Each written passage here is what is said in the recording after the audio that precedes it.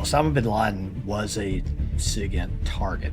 We did have some collection on him in the past using a satellite phone. There has to be a requirement to go after that signal for some reason of national security. We recognized that this was such a complex problem that we weren't going to be able to do it by ourselves. In a story this sensational, if it leaked, and he is in that compound, he could very well leave. Yep. And then it's going to take 10 years to find him again.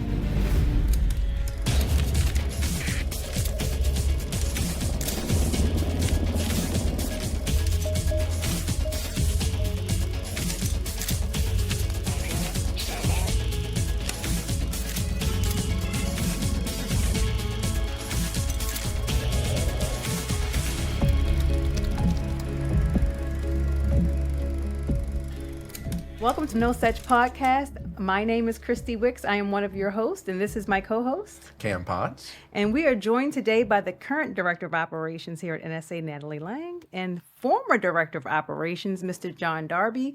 Welcome. Thank you. Welcome to No Such Podcast. Natalie, please introduce yourself. Sure. So Natalie Lang, as you said, I joined NSA 27 years ago from private industry. And so I have always been based in what's now called the Directorate of Operations, which is responsible for our entire signals intelligence production cycle, which I believe we're going to talk about today. And so most of that time has been in operations, but I've also spent some time outside of the building as one of our NSA representatives to the Pentagon, running one of our operational sites overseas, and also running our directorate that's responsible for all the external engagement outside of NSA. Okay. John. Well, thank you. It's a privilege to be here and be part of this conversation. I appreciate it. And I have to say, as a former NSAer, anything I say are my personal views and not that of the agency. So I worked for the intelligence community for 39 years. The majority of that time was with NSA. As part of that intelligence community career, I had served overseas for a while. I've done a whole lot of different things, to include spending the better part of 10 years from 9/11 to 2011 working in the counterterrorism arena. My final 4.5 years was as the Director of Operations. Okay, and today we're going to talk about NSA's bread and butter, SIGINT, or Signals Intelligence. What does that mean? So let's start with the most basic definition. What is a signal? Because that underpins everything. So in its basic form, a signal is a current or a pulse or a radio wave, something that transmits information and data between systems and between networks. So each signal, think of a phone call or a text, or even communicating over the internet. These things create a digital footprint that we would call a signal. There are other digital footprints or signals we're interested in, like weapon signals, radars, missiles. So all of those are signals. Then if you take it and make it signals intelligence, or what we shorten to SIGINT, there are two very important qualifiers that make something SIGINT. The first of which is the most important one, foreign. The second thing is there has to be a requirement. So from the president or the White House or the Director of National Intelligence, there has to be a requirement to go after that signal for some reason of national security and importance. So as most basic, that's what the signal world is, and that's what signals intelligence is. That data that rides on the signal that we are interested in for national security purposes. So Natalie, you mentioned making a phone call, making a text, or communicating over the internet. That reminds me of music. When someone records a song, they could be singing or playing some type of instrument. They record it, they press stop, and they go to play it on some type of device. You actually can see the waveform audio. Right. You can see the sound. And so while it may not necessarily be communicating a hello or goodbye, a message is still being communicated. As we know the phrase, when words fail, music speaks. But be that recording music, making a phone call, sending a text, or communicating over the internet, waves have the ability of interacting with the physical world. Within the context of intelligence, though, we have the ability of setting things up in the physical world to interact with waves. So tell us about foreign signals intelligence. What is it? What is the process, and why is it important to national security? So I mentioned two very important qualifiers, foreign and we need a requirement, but foreign is still a very vast amount of signals. So we need, you're correct, a very specific process to go through all this to determine what we want to collect, are we able to keep it, and then what do we do with it? So briefly, we call that the production cycle, and there'd be 5 phases that I can briefly describe of what that cycle consists of. So it starts with the target itself. We have what's called a National Intelligence Priority Framework, the NIPIF. We make acronyms for everything, so it's the NIPIF. Yes. That framework, though, what's most important to know about that is that's what drives where to start looking in that vast sea of waves that you described. Yeah. So that targeting goes through this framework, and that's the start of the cycle. The second piece of the cycle then is we have these places around the world where we actually go and collect it. We gather those signals that we've been authorized to do and that we find of interest for national security. Once you collect it, though, you can imagine the volume. Given how digital the world is, you can imagine the volume coming in. So we need to process that data. This is perhaps one of the most complicated and biggest tasks we do as part of that cycle. So processing it needs the experts who can come in and say, what makes this readable for an analyst? What makes this processable by our machines? Once that happens, we move into the analysis phase. And so we have a deep cadre of experts who say, everything that's happened so far, I'm going to take that data that produced from those original waves and signals and make some sense of it. Not only based on individual target knowledge, but also based on what we know our national policymakers need, our military leaders need to do their jobs and keep the nation secure. And the way that we inform those policy makers and military leaders is through the last step of the production cycle, which is reporting. This, I think we'll talk about this probably later in the podcast, but this has a very specific regime tied to it. But it's the most important way that we get our product out of the building. That's how we actually share the information in a very tailored and curated way as the end of that whole cycle that you described. Yeah. And you share that information with other intelligence community partners, other agencies, even the private sector at times, depending on what the information is. That's exactly right. So I mentioned policymakers and military leaders. Those are sort of, top shelf because they are really making the decisions. But we absolutely share with multiple other partners in the government who are also looking to protect the United States, with our allies, with our Five Eye partners, with many nations who are also looking to protect against joint threats. And then with industry, that is a big piece of our cybersecurity side. We have foreign intelligence and cybersecurity as our two bases of operations at NSA. And so it's very important to have that exchange with private industry when we see where malicious actors are in all of our systems, when we see ransomware attacks, or when we're not sure where they are in our systems. And we need to partner and share information to say, are we casting the net wide enough and making sure we're looking for them in the right ways at the right time? So yes, we share all of that and more. Absolutely. And that can restart the intelligence cycle once you share that information with industry or partners. That's exactly right. One of the biggest changes that we've seen in the last couple of years as part of our national security memorandum and our responsibilities there is that we can do bidirectional sharing. And by we, I mean our cybersecurity directorate. We can do bidirectional sharing with industry. So that is the ability to ingest some of this data, not just collect it and put it out. Both are equally important. Now, we talked about the steps of the intelligence cycle. How do you follow the rules? How do you stay compliant when you are following targets and collecting signals intelligence on these targets? So for every aspect of that production cycle that I went through, compliance is our number one focus. That has to underpin everything we do at the agency. And it, in fact, does underpin everything we do at the agency. So the bottom line, what we're looking for there is respect for the law. Obviously, we follow the law and our authorities, but also respect for privacy and civil liberties. At its most basic, that's what our compliance program is. But of course, it's more than that in day-to-day activities. So there's the law. There are authorities that actually drive what we do. And we know them clearly. We apply them every day. But then there's ways to trust but verify. So every year we test our analytic cadre to make sure they have the most recent and current understanding of the laws and authorities that govern us and of our policies, our internal NSA policies that we derive from those laws and authorities. And you even get tested. And I get tested. Yeah. So when I say analytic cadre, really anybody touching all of this sensitive information. And then in addition to the testing every year, we do auditing. So we have random checks and we have purposeful checks of we said we were compliant, were we really? So there's fail-safe methods there. And then finally, we have a very robust overseer framework.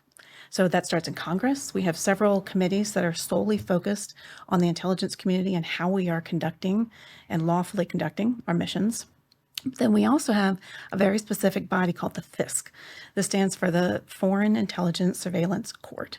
And they oversee one of our most important and impactful authorities on national security and in keeping the nation safe, and that's called FISA. So it's Foreign Intelligence Surveillance Act. And then there's a specific section, 702 of that act, that really underpins so much that we do at the agency. And it's such a key authority that we have a specific court focused just on that authority to do all the things I just said, auditing and testing and overseeing. But that whole regime makes up what we say when we say compliance. So it sounds a simple thing to say, yes, we are compliant. We have a compliance program. It is matched with every step of that production cycle that I laid out. So with foreign signals intelligence, the process, and then being compliant every step of the way, I'd be curious to know what are some of the examples where SIGINT has been used in the NSA mission? So I would offer 3 very current, and let's start with Russia, Ukraine.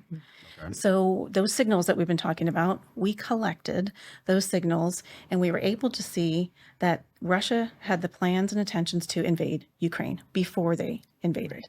And so we were able to take this SIGINT intelligence, contribute it to the whole of government, the US government's entire approach to deter and try to defeat Russian aggression in that space. NSA also share the results of those signals with our close partner, the United States Cyber Command. Cyber Command was able to send, before the invasion, again, a small team over to Ukraine to help them look through their networks and point to some activity that seemed to be Russian activity there, so they could shore up their networks from a cybersecurity perspective, even, again, before the invasion. Certainly. So that's the first one. Russia or Ukraine would be a current crisis, right? The second one I'd offer is China, and specifically the People's Republic of China. So SIGINT, these signals, informed our understanding, the US government's understanding, of the Chinese origins of a chemical used to synthesize fentanyl, which is a clearly recognized national issue. This information was derived from the authority we talked about earlier, Section 702 of the Foreign Intelligence Surveillance Act, or FISA. So this is important in our estimation because NSA plays a key role in keeping all communities in the US safe. And then finally, a third example, cybersecurity. So SIGINT helps us defend our nation's critical infrastructure, to include our defense industrial base. And NSA has used SIGINT actually to identify multiple foreign ransomware attacks. That intelligence has helped us, the US government, to respond to, and actually in some cases to fully prevent significant attacks on US networks. One specific example is an Iranian attack in 2022. So SIGINT enabled the US government to not only respond to that attack, also to recover the organization's information without paying the ransom, and all of that within 1 week. So those are 3 examples I would offer of pretty current application of signals intelligence. And ransomware attacks happen so often now to not have to pay a ransom and intercept that foreign intelligence and to stop that attack or to intercede to make sure that these companies don't have to pay and they're protected, their networks are protected. Agreed. Unfortunately, this is a common occurrence now. Yes. Yeah, you hear it all the time. It's always in the news. Exactly. Now, we're going to get into each of those steps once we talk about our feature story today. But John, over to you. Let's talk about September 11th and how Osama bin Laden was one of the targets and the role you played in bringing him down. Well, I'll start with kind of who is bin Laden. Not everybody knows the whole story, and then go from there. So Osama bin Laden was the founder of Al-Qaeda, the terrorist group. It started up organized shortly after the Soviets left Afghanistan, and Al-Qaeda is an organization led by Osama bin Laden, launched a holy war against the West. And the U.S. was their primary adversary in their mind. So they carried out a series of attacks through the 90s, actually attacked the World Trade Center in 1993. Yes. Carried out attacks on USS Cole in the late 90s. Attacks on U.S. embassies in Africa in August of 98. And then, of course, the 9/11 attack that we've all heard about, killed nearly 3,000 people here. So Osama bin Laden was a SIGINT target, for a while. Clearly, he was of interest. He was leading an organization that intended to inflict harm on the United States. We did have some collection on him in the past, using a satellite phone. Fortunately, that got published in the media that we were collecting him off that satellite phone. From that moment on, no more electronic communications from him. So we had to be creative, how to get to him. So let's take from 9/11 on. So at least everybody has a story. Yes. Those that remember, Yes. 9/11, where were they? What was going on? My story is I slept through the whole thing Oh, okay. because I was on a business trip down in Australia Okay. at the time. The way I figured I was probably fell asleep about the same time that the first plane hit the building. Woke up the next morning, saw what had happened. I was grounded in Australia. All federal employees were told you had to stay where you are because we didn't know what else was going to happen. Were there going to be more plane attacks? And we were, as a government, worried something else was going to happen. So I was basically stranded in Australia for a week, and I kept busy by helping our Australian partner agency. Natalie mentioned we partner with our Five Eyes agencies. Australia is one of those key partners. That's who I happened to be visiting on the business trip. So I was helping them, basically liaise with NSA, who was trying to figure out what to do, and helping Australia figure out how they could help us. So stuck for a week or so in Australia, came back to NSA on about the 20th or 21st, somewhere in there. Walked into my office, and I shared an office with my boss, and I walked in, and he says, "You have a new job as of right now." Wow. Report up to the sixth floor to the counterterrorism organization. So, okay. I went up to that the head of the counterterrorism organization's office and said, "I'm here. What am I supposed to do?" And he basically said, "You're going to be in charge of SIGINT development, for counterterrorism, and your job is to build an organization and figure out all the different ways that Al Qaeda communicates." Wow. So that's what how I got into the counterterrorism world directly. Okay. So, and then we started the, SIGINT development cycle, and Natalie mentioned the process, the cycle. It all kind of starts with developing a target, understanding who you're trying to collect on, and the different methodologies to get after that individual. Yes. So I was gonna say, tell us more about SIGINT development as it relates to Bin Laden. Okay. What did that process even look like? Paint the picture for us. All right, so I'm going to break it into two pieces. Okay. Because there's overlap between the two. Okay. There's understanding how Al Qaeda communicates. Our number one mission, number one job was to prevent another attack here in the United States. Of course. And it wasn't just Bin Laden. I mean, there are many other leaders in the Al Qaeda organization. We itself, had to worry about that. So let's start with that. Al Qaeda communications. How do we discover and disrupt terrorist plots, targeting the U.S. or elsewhere? So we had leads. We could get leads from, let's say, materials that the 9/11 hijackers had used, that FBI had. We could get leads from other agencies and so on.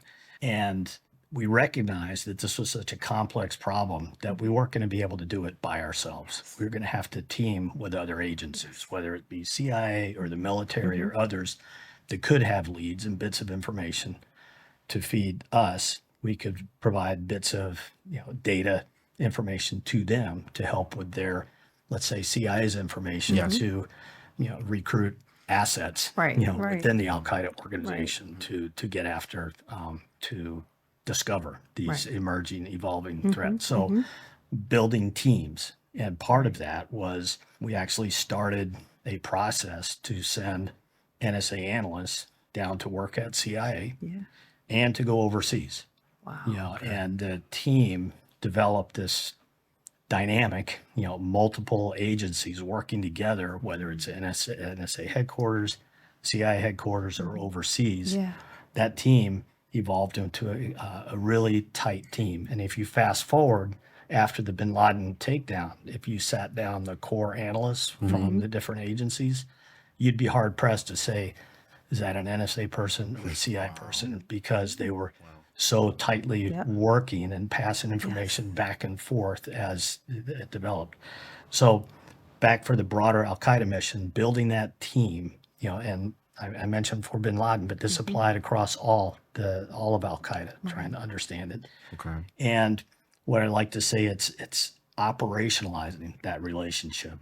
It's one thing to just provide intelligence to somebody, but Something I often said is we're not in this business to produce libraries. We're in this business to support operations. And what that means is building that relationship with these operational communities, whether it's the military who can do things, whether it's FBI who can do things within their authorities, or CIA and others. So building that team with the operational community was really critical, and developing that mindset that we're not just, pushing out intel. It's about Close collaboration. follow it to the next level. What are you going to do? How do you work with that agency to arrest that terrorist, for example? How are you working with that agency to disrupt that plot?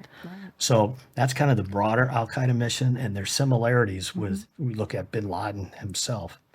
And I'll tell you, the fall of 2001, that's when we started really looking for bin Laden.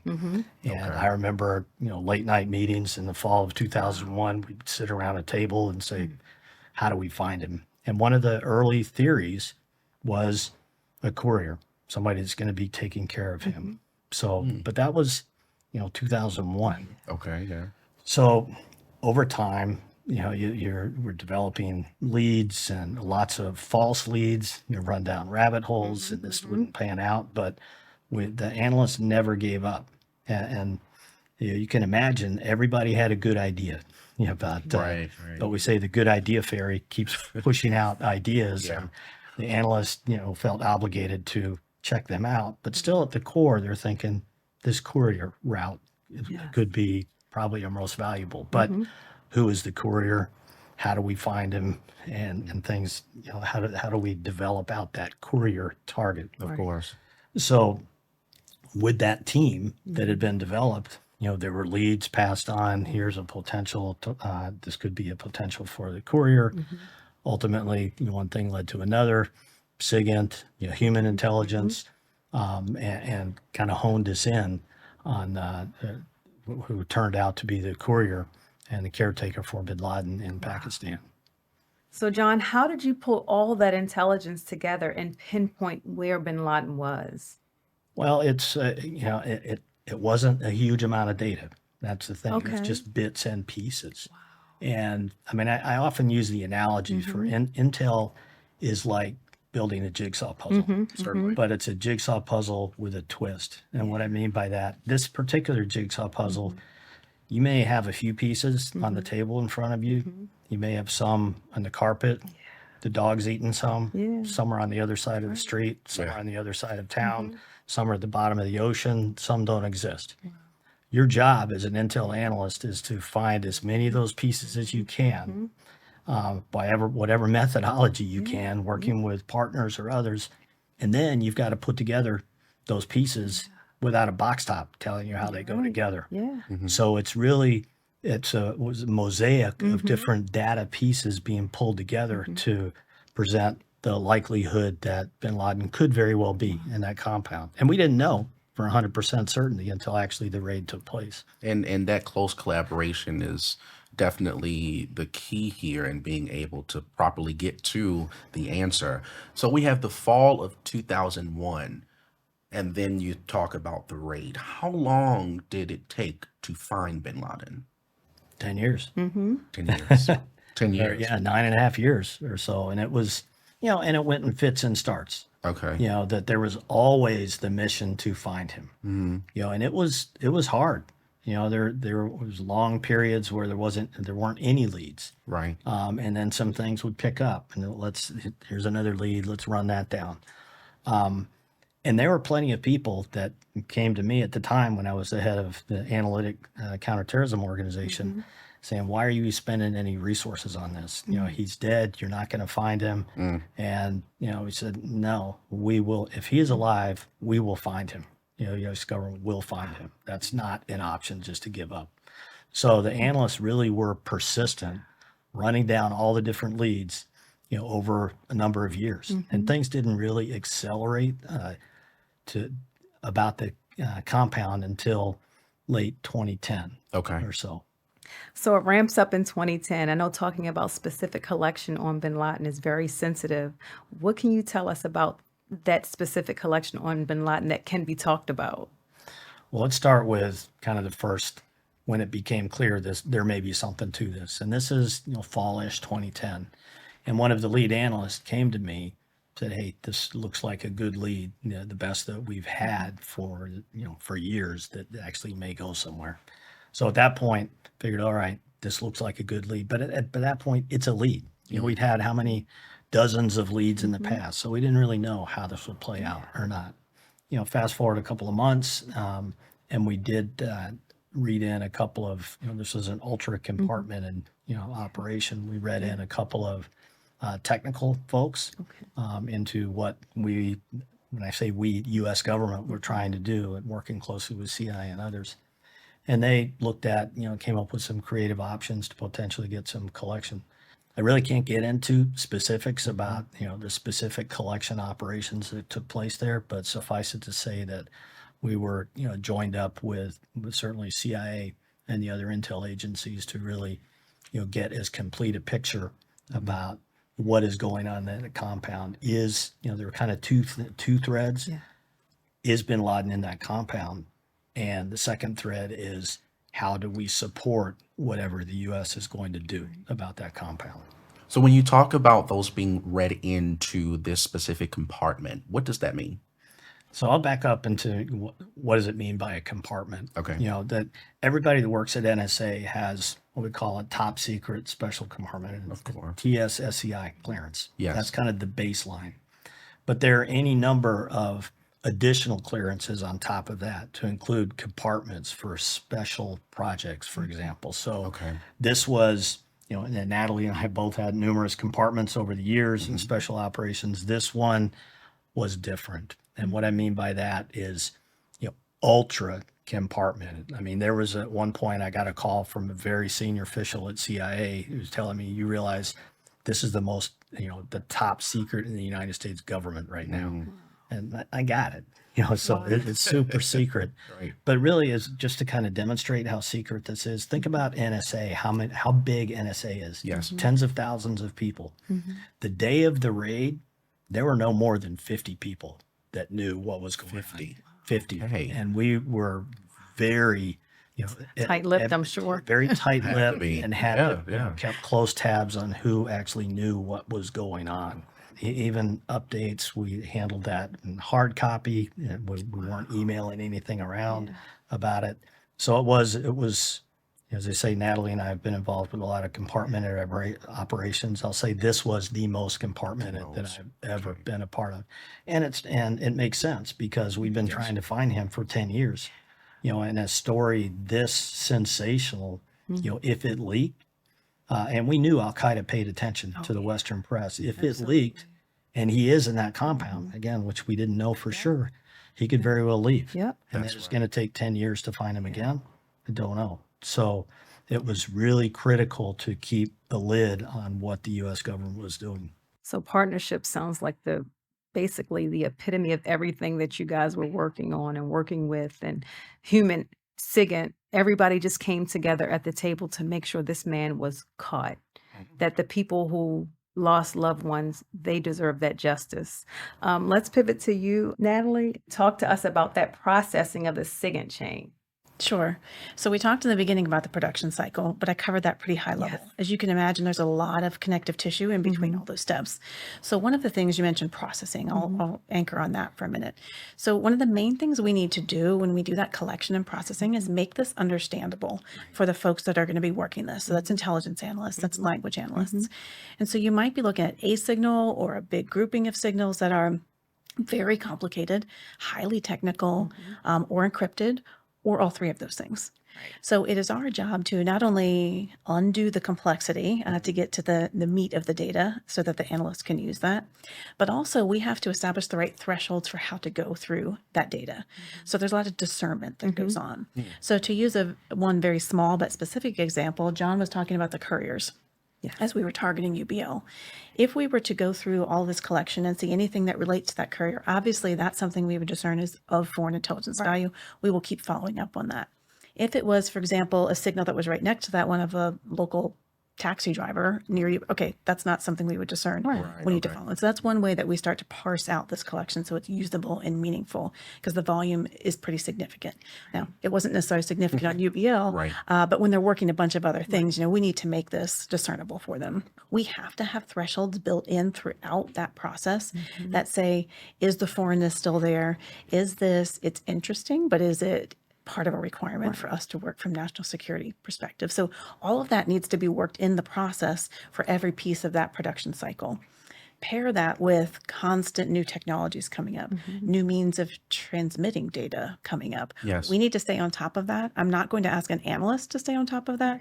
It's our job to stay on top of that technical environment so the analysts can do what those brains are, so cultivated to do, which is get after those hard target problems like the UBL and many, many others. So that's what processing really looks like at a high level. Certainly. So if you thought you found something of relevant to national security interests, or let's say it's a priority by the president, you dug a bit further into it, but it's nothing there, you stop?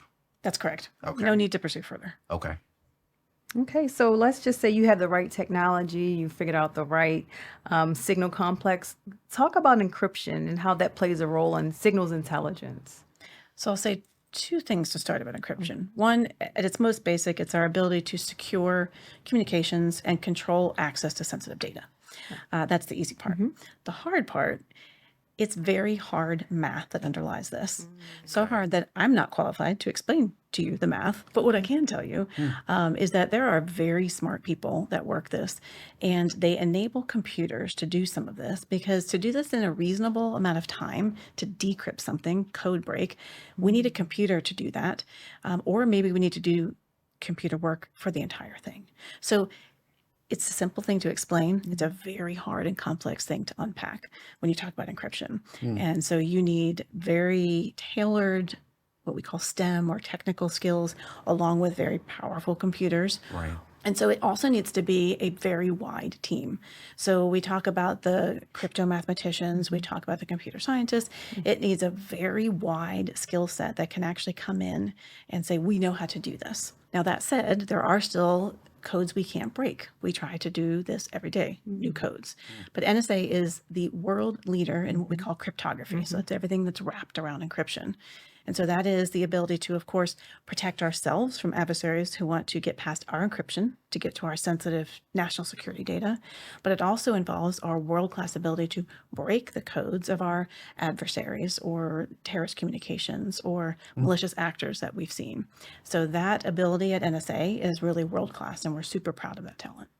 Breaking code, making code. Exactly. Cryptanalysis sounds quite amazing, almost like mathematical magic. It is mathematical magic. Yes, and it speaks to NSA being home to some of the nation's greatest and best mathematicians. Correct. And we've been doing that magic, honestly, for 72 years now, even prior to World War II.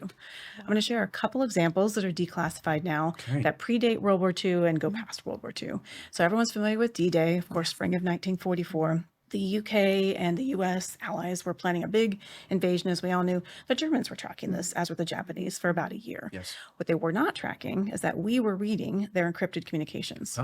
We were reading exactly how all of their troops were set up on the beachheads there. We were reading what they shared with the Japanese as far as how strong or how not strong their defenses were there. So obviously D-Day still involved massive loss of life, but advantage allies for our ability to read those encrypted communications and know what we were facing. And it definitely gave the competitive edge to the allies that day, without question. And then if you fast forward a little bit to after the war and the Cold War era, we were able to decrypt, so break the code, in your terms, Cam, of Soviet both espionage communications and diplomatic communications from 1952 to 1980. Again, huge competitive advantage for our national security. Certainly. And then as part of our role for a combat support agency, in Vietnam, we were able to prepare the troops based on decrypting and breaking some code for the 1968 Tet Offensive. So looking out for our troops in harm's way, and again, being able to encrypt plans and intentions and share that as part of our military support role. And we still do that today. We still do that today. Absolutely. We are at our core a combat support agency. So we talked about decryption. So once you get that intelligence, it's decrypted. it falls in the hands of cryptanalysts. What happens after that? Does it start that intelligence cycle over again? It does. But what really comes out is a very specific point here. When we talked about as part of the intelligence cycle, who's doing what? So that processing of what the language analysts are doing, what the intelligence analysts are doing. So this is a lot of work that we put on top of them. So from a language analyst perspective, again, we want to get this into a readable form. But what then they have to do, it's not just the literal translation. This is, of course, foreign language, so we need to translate it. But we have to remember what we're asking the analyst to do. They can't ask any clarifying questions on this piece of information that came in. They just have to work with what they have. And so whether you're a language analyst or an intelligence analyst, we're saying take what's there. Yes, we have to do the literal translation, but then they have to apply all these years of analytic method training, knowledge of their target. And for language analysis, that sometimes, what's the sound of the voice? Have you ever heard this person talking to that person before? Why are they talking about it right now, do you think? So we need to report what's literally, we can't report things that aren't in those signals that we collect, but wrapping that expertise around is what's really critical. And so us, of course, providing technology that enables that processing and the intelligence analysis and the language analysis to happen is a key piece of that whole production cycle. That's amazing. I'm sure you've helped mitigate many threats, just disseminating products. Correct. There's big readership for NSA's SIGINT or NSA's products, as we call them. All right, and now moving to, let's say, the last step in our SIGINT process, reporting. We can actually send directly to the president? We can, Okay. and we do. All right. And to many, many other people. That's So pretty hourly, probably every minute, frankly, there are these SIGINT products, these SIGINT reports going out. So certainly they go to the White House, they go to the National Security Council, they go to all of our national policymakers, senior military leaders, all of our allies, our customers in the U.S. government, our partners in the U.S. government, very wide readership of reports. But what's behind the report might be a little bit, it might be good to unpack here. Right. And so what's behind that is, first of all, there's a lot of information to synthesize. And so getting it out the door to the right person in the right time needs to be very crisp. It also needs to be very timely, of course, but it needs to adhere to what we call analytic integrity standards, AIS. There are very specific standards that cover what we can report and the structure we need to report it in. That includes, of course, no embellishment or opinion, includes SIGINT fact, right, first of all. But it also includes not mentioning or naming any of the sources or methods of how we got this data. That is the most critical thing through all of this to protect. We need to get that insight out there, but we don't need to share in every report the source of that. The other thing that's good to know behind that whole report production chain is there are multiple sets of eyes on every report.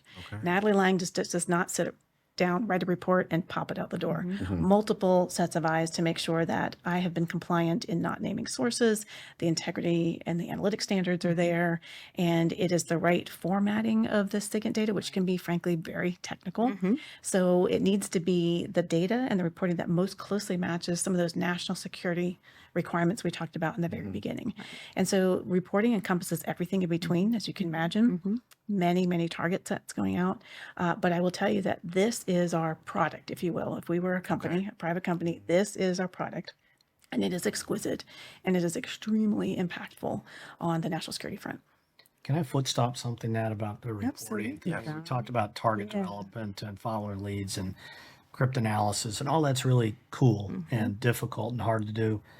But none of it means anything without the reporting at Absolutely. the end. So that is, some people kind of poo-poo and focus on the cool stuff. That reporting is absolutely essential. So saying this agency wouldn't live without the ability to turn all these the leads into something that's usable for policymaker, military commander, and the like. Absolutely. And John, let's talk about the operation. You've done it. What did it feel like the moment Osama bin Laden was taken down during that operation? Let me back up a little bit to the day of the raid itself. So it was a Sunday out here.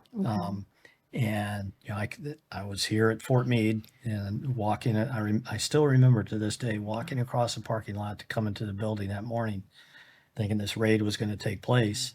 And said, I really, really think he's there. But I don't know that I'd bet my annual salary on it, that kind. But I mean, the stakes were really high because there was not certainty that he was there. And even as the raid took place and the first helicopter landed hard, and it was like, oh no, here's a, situation, it's going to go bad. So, but anyway, for the Natalie mentioned earlier about NSA's role as a combat support agency, and NSA has sent folks out to Iraq and Afghanistan for a number of years to support military operations there.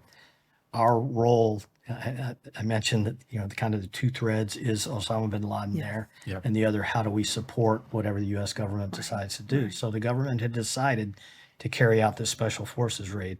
So what's NSA's role at that point? Our job is to make sure there are no threats to those choppers that are flying in and on the way out. So we had people poised, ready to provide any indications and warning of threats to those helicopters. Anyway, I came into work, and NSA had a little command center set up, and there were about 6 or 7 folks in the command center. And we had the audio feed from Admiral McRaven, who was the leader of the operation, who was out in Afghanistan, who was relaying things, audio, via audio about, as the operation taking place, because the assault team lead was relaying it back to him, and then he would convey via audio link to many folks across the DC area and elsewhere about what was going on. So when he did say, HVT number 1, it was spotted, high value target. And I remember thinking, oh my gosh, he really is there. And then shortly after, EKIA, enemy killed in action, and say, wow, it worked. And I just remember it felt very surreal. It was surreal as the operation was taking place, and thinking this could be a really big deal. And then when it actually, turned out it was him, as I say, it felt very surreal. But we knew it wasn't over, because the team had to get out. That's And right. NSA's job still wasn't over. It was to make sure the choppers were going to get out of Pakistan in one piece. You played a key role.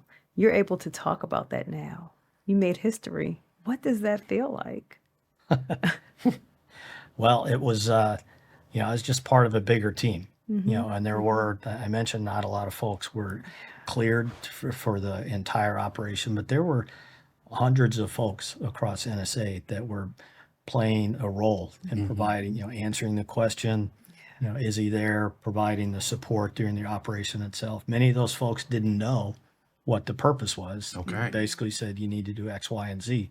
And they did it, because we're used to living in a world of secrets and protecting things. So I just happened to be fortunate enough to be in the job at the time that, liaised with, the other agencies at the senior levels, and was there, and hearing things as it played out. It was an entire team that played that out. I will, share a little personal story. That the night of that raid, the president made a statement, and I wound up staying at work all night, putting together briefings and emails to folks telling what had happened. And that Monday night, I got home, and my wife had put 2 and 2 together, because I'd been out all weekend. Yeah. And I did call her up on Sunday night, woke her up and said, you may want to turn on the TV, and see the president's going to make a statement. But I came back in, and she goes, oh, wow, you must have played a part in this, and do you want a steak dinner or anything? Oh, steak dinner. And I Okay. said, all I wanted was a pizza. And then I sat down, and it literally cried my eyes out. Wow. I mean, a course. total, shoulder shaking, let it all out, just crying my guts out. Yes. And it was just such an emotional release. And even before that, the night of after the raid had taken place, I actually walked up to one of the analytic shops that had been working around the clock for a couple of weeks, and told them what had happened. This raid it took place. We got Osama bin Laden, and everybody in that office just started, cheering and crying and, hugging each other. And that was a pretty emotional time just to see that reaction. And there were other parts of the NSA enterprise that heard what had happened, and they were like, okay, check that box. Let's move on to the next thing. So very business-like and professional. Let's keep moving forward. So you had the whole range of emotions about it. As you say, for me, seemed very surreal from the outset that it actually happened, all the way to that total emotional meltdown, 24 hours later. Certainly. I was going to ask what was the reaction, because I know that there were many that didn't necessarily know what they were actually working on. They just provided the intelligence that they needed to and just went from there. But to hear the reaction of someone that actually was a part of this mission success, and even just being at this, this table, being able to talk about it is amazing. That's why we come to work here every day, for Certainly. that impact. Natalie, over to you. What do you remember about that day when Osama bin Laden was taken down? And can you kind of reflect on what it means to you? So I completely agree with John's assessment of it being a surreal experience, but it was also a very impactful experience, both personally, professionally, for our nation, for those who had loved ones that died on 9/11, impactful for so many reasons. But those impactful things stick with you. I also remember it's a Sunday. The day of the week doesn't matter, but I remember that as well.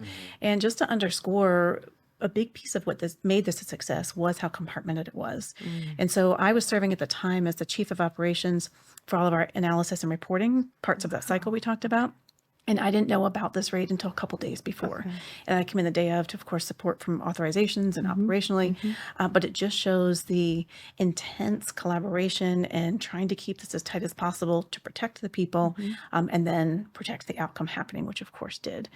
So I do remember, us having a sense of this is kind of what it's like to live through a very important moment of history, a very impactful moment of history. And so I'd certainly say those are some of my biggest memories from that day. Absolutely. SIGINT is our bread and butter. What does that look like today in today's society? Let me say this. Here's what's changed and here's what hasn't about SIGINT, right? Here's what hasn't changed.